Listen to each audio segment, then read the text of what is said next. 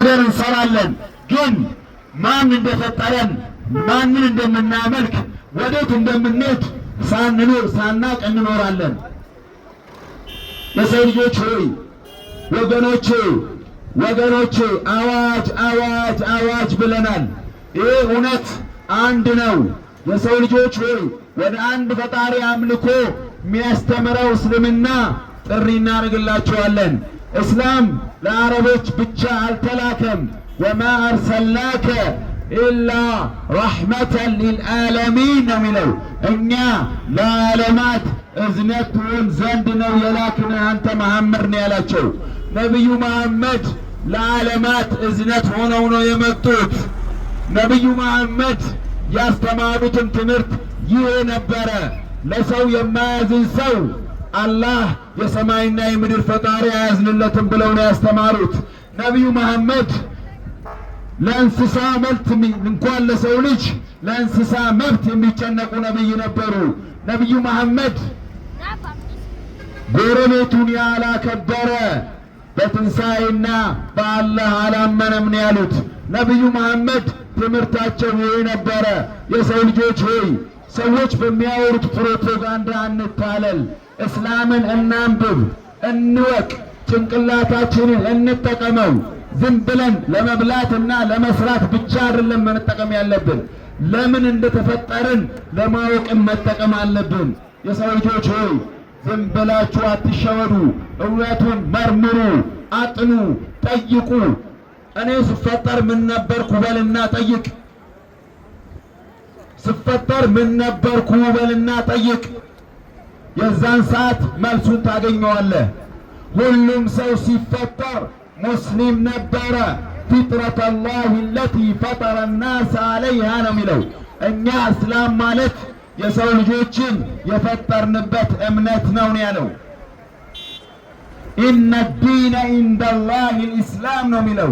በአላህ ዘንድ ተቀባይነት ያለው ዲን ኢስላም ነው የሚለው። የሰው ልጆች ሆይ ይህንን እስልምና እናጥና። ሌላው ይቅርና የእኛን እስልምና ተዉት፣ መጽሐፋችሁን አንብቡ። መጽሐፋችሁን እንኳን የምታነቡ ከሆነ ወደ እስልምና ነው የሚመራችሁ። ነቢዩ መሐመድ ማለት በዛ መጽሐፍ የተበሰሩ ነቢይ ናቸው። ኢሳ ገና ከኔ በኋላ የሚመጣ ነቢይ አለ ብሎ ብስራት ይዞላቸው የመጡ ነቢይ ናቸው። ነቢዩ መሐመድ ማለት እስሙሁ አሕመድ ብሎ አሕመድ የሚባል ነቢይ ይመጣል ከኔ በኋላ ብሎ የነቢዩ ብስራት ናቸው ነቢዩ መሐመድ ሰለላሁ ዐለይሂ ወሰለም። ኢሳም ቢሆን በምድር ላይ እያለ ያስተማረው እዕቡዱላህ ረቢ ወረብኩም የኔና የእናንተን አንድ ፈጣሪ አምልኩን ያለው። የሰው ልጆች ሆይ አዋጅ አዋጅ ብለናል። ይህንን ፈጣሪ ሳታውቁ እንዳትሞቱ። ይህንን ፈጣሪ ሳታውቁት ከሞታችሁ ለዘላለም ስቃይ ነው የምትዳረጉት። የዚህ ምድር ችግር፣ የዚህ ምድር አለመስተካከል በሞት ትገላገሉታላችሁ። ቢቸግራችሁም ብትጨነቁም ከሞታችሁ ሞታችሁ ነው። የትንሣኤ ቀን ግን ወይ ዘላለም ገሃነም ትገባለህ ወይ ዘላለም ጀነት ገነት ትገባለህ። ይህንን መንገድ እናጥና። ገነት ወይ ገሃነም የሚያስገባንን ጉዳይ ገንዘብ ከምናገኝበት ጉዳይ አስበልጠን እንመርምር፣ እናጥና፣ እናንብብ። ለዚህ ጉዳይ ትኩረት እንስጠው። ለምንድነው ፈጣሪ የፈጠረን? እኛ እዚህ ምድር ላይ ዝም ብለን እንደ እንስሳ በልተን ጠጥተን ከዛ ስሜታችንን አርክተን እንድንሞት ነው እንዴ? እኛ እኮ ከእንስሳዎች የምንለይበት ጭንቅላት የሚባል ነገር ተሰጥቶናል። የሰው ልጆች ሆይ ጭንቅላታችንን ለገንዘብ ብቻ እንጠቀመው፣ ፈጣሪያችንንም ለማወቅ እንጠቀመው። ይህ ፈጣሪ እኔንም እናንተንም ያስገኘ ፈጣሪ ከለመናችሁት ይሰማችኋል። አንተ የምድርና የሰማይ ፈጣሪ፣ አንተ እኔን የፈጠርከኝ ፈጣሪ ቀጥተኛውን መንገድ ትክክለኛውን መንገድ ምራኝ ብላችሁ ለምኑት። እኛ ማንንም ለማጠልሸት ማንንም ለመናገር አይደለም። ይህንን ጉዳይ ሁሉም ሰው ትኩረት ሰጥቶት እንዲያየው ለማድረግ እንጂ። የሰው ልጆች ሆይ ጉዳዩን ትኩረት እንስጠው። ፈጣሪያችን እንለምነው። አንተ የሰማይና የምድር ፈጣሪ፣ አንተ መልእክተኞችን የላክ ፈጣሪ ቀጥተኛውን መንገድ ምራኝ ብለህ ለምነው። ሌሊት ተነስተህ ለምነው። እሱ የለማኞችን የሚሰማ ነው። እሱ የጠሪዎችን ጥሪ ይሰማል። ይህንን ፈጣሪ ለምኑት፣ ቀጥተኛውን መንገድ ምራኝ በሉና ጉዳዩን ትኩረት ስጡት። ለዚህ ጉዳይ ከገንዘብ ከሌላ ነገር በላይ ጉዳዩን ትኩረት ሰጥታችሁ አንብቡ፣ አጥኑ። መጽሐፋችሁንም ቢሆን አንብቡት። መጽሐፉ ምንድነው የሚለው ብለህ አንብብ።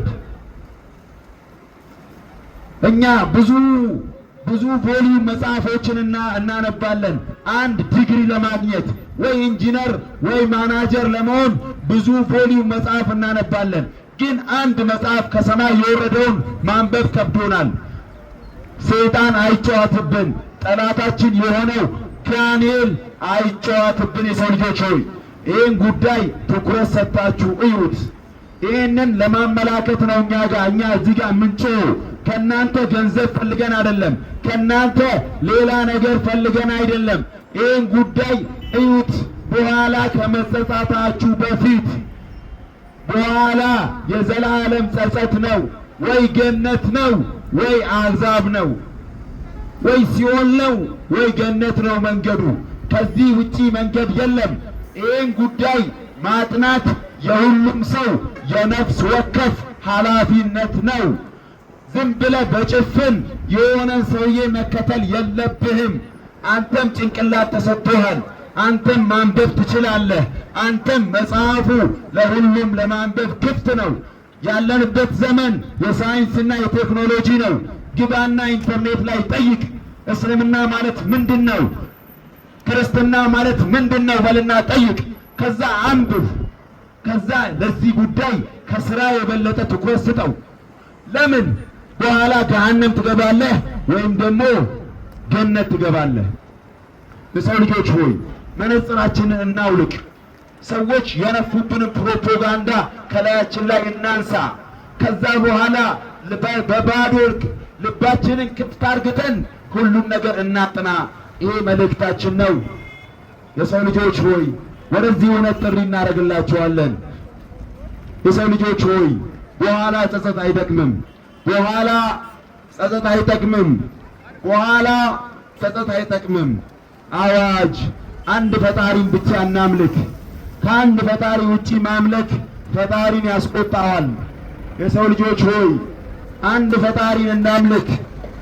ከሱ ውጪ መመለክ ያለበት የለም። የሰው ልጆች ሆይ ይህንን እውነት ስሙ፣ ይህንን እውነት ስሙ። አባቶቼ ዘመዶቼ ብለን አንሸወድ።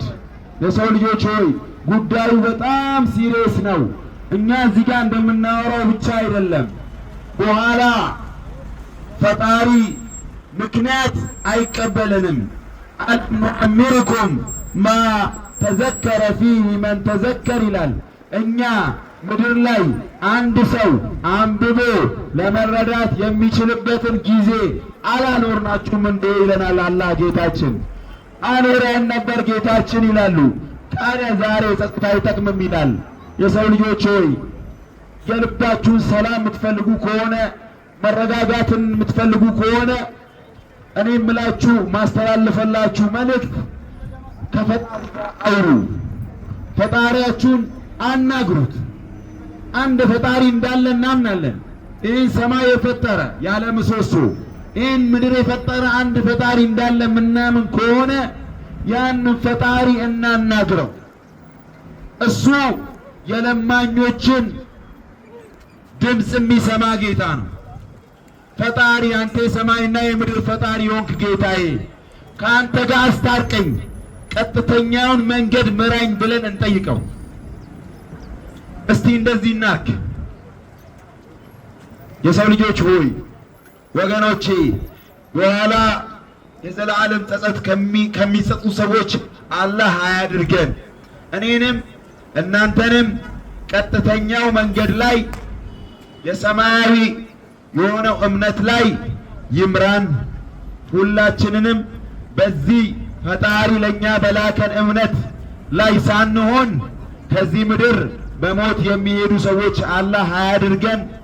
ይሄ የሁል ጊዜ ዱዓችን ነው። ሱብሓነከ አላሁመ ወቢሐምድ